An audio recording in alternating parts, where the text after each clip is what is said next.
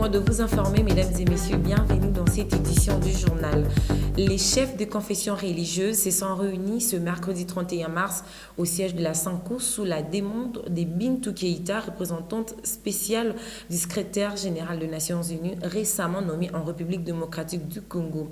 Des questions de fond ont été abordées lors de cette réunion tenue à huis clos. Nos équipes ont tout de même réussi à recueillir quelques réactions par le moindre suivi.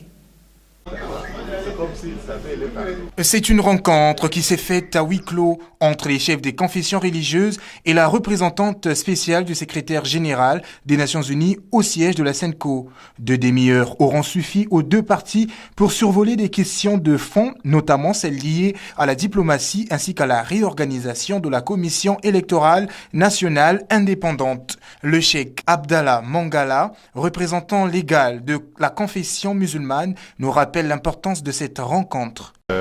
Les chefs de confession religieuse se sont retrouvés ici au siège de la SANCO.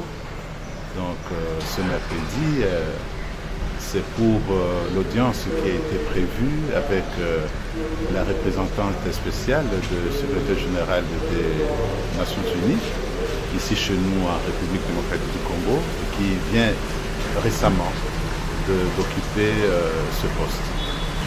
Mais néanmoins, il y a des choses qui pressent et puis sa préoccupation, comme nouvellement arrivé dans la République démocratique du Congo, et il y a un problème non seulement sur le plan politique, sur le plan diplomatique et sur le plan socio-économique qu'on doit nécessairement échanger ensemble.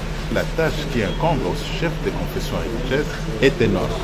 Donc c'est d'être le pont dans un premier temps entre la population et l'autorité, et deuxième temps entre l'autorité et la population. Donc nous sommes dans le processus. D'ici le timing que nous nous sommes donnés, je pense que vous serez au courant. Il s'est de rappeler que cette rencontre s'inscrit dans le but de consolider la paix et la stabilité démocratique en RDC.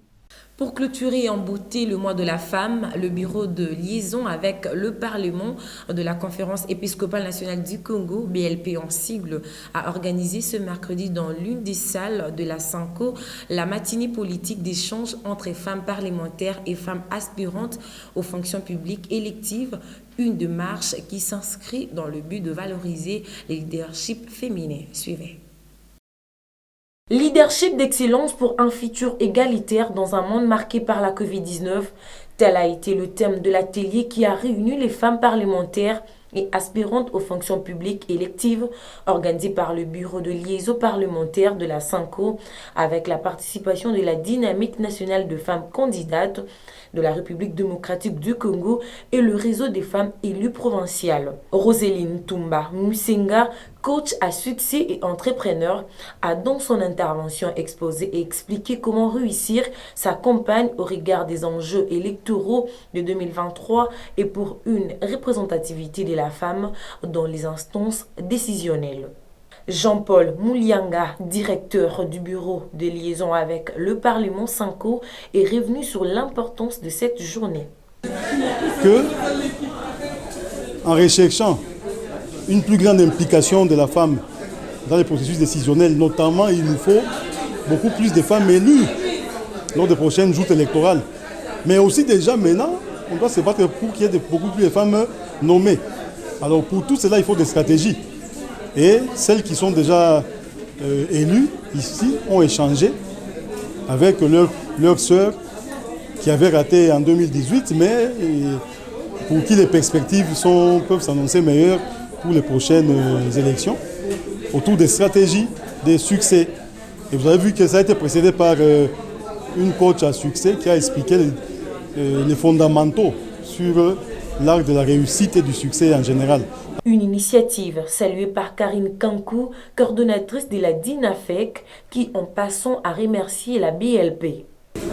Nous remercions les bureaux de liaison avec le Parlement qui a bien permis cette rencontre. Nous les remercions et nous savons, ils vont encore continuer ce genre d'activité pour améliorer, comme on le dit, la représentation de la femme dans ces espaces décisionnels, afin qu'on puisse réellement quitter des paroles aux actes, parce que le cadre légal en RDC est déjà très favorable à cette parité. C'est la réalité qui doit suivre maintenant, et il faut des rencontres pareilles, ces activités pareilles, où il y a celles qui étaient élues. D'abord, je salue cette rencontre entre les deux réseaux, les femmes élues et les femmes en majorité qui n'étaient pas élues. Quoique Dinafeka aujourd'hui, des femmes élues aussi en son sein, c'est déjà une très bonne opportunité, une bonne initiative à saluer et qui doit continuer.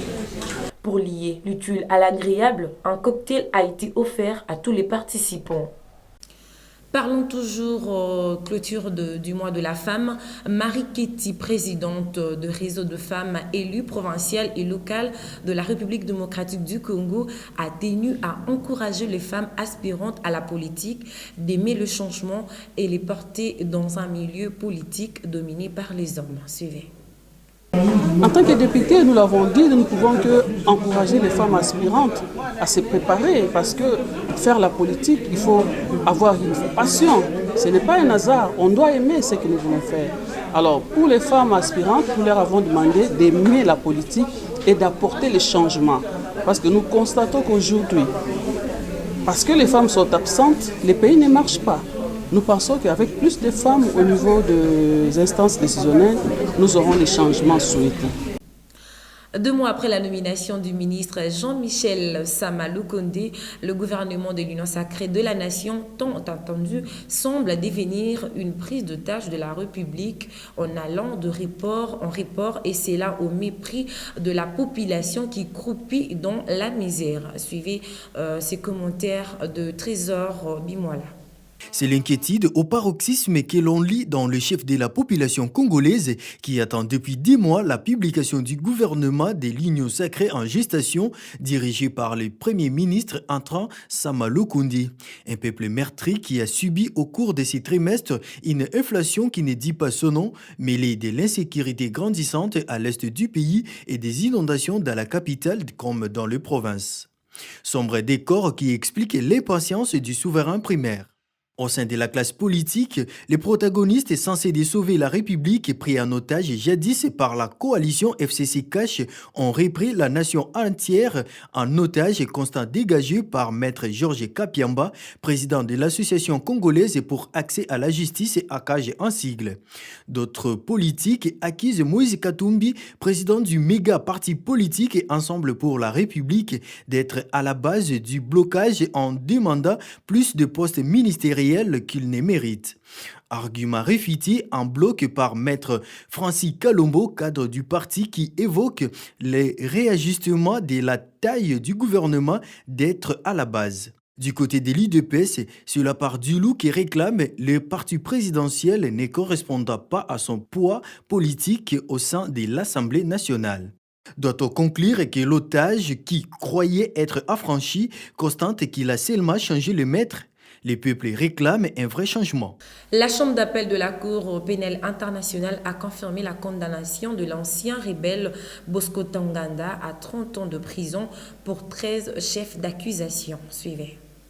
Le procès opposant Bosco Ntaganda au procureur de la CPI ouvert le 2 septembre 2015 à La Haye a désormais un verdict connu. Un total de 2123 victimes avaient pris part au procès. L'ancien chef d'État, major adjoint des forces patriotiques pour la libération du Congo, FPLC en sigle, était accusé et poursuivi pour 13 chefs de crimes de guerre, meurtre et tentative de meurtre, attaques contre des civils, viols, esclavage sexuel de civils, pillage, déplacement de civils, attaques contre des biens protégés, destruction de biens appartenant à l'adversaire, enrôlement et conspiration d'enfants de moins de 15 ans et leur utilisation pour les faire participer activement à des hostilités. Et 5 autres chefs de crimes contre l'humanité, meurtre et tentative de meurtre, viol, esclavage sexuel, persécution, transfert forcé de population.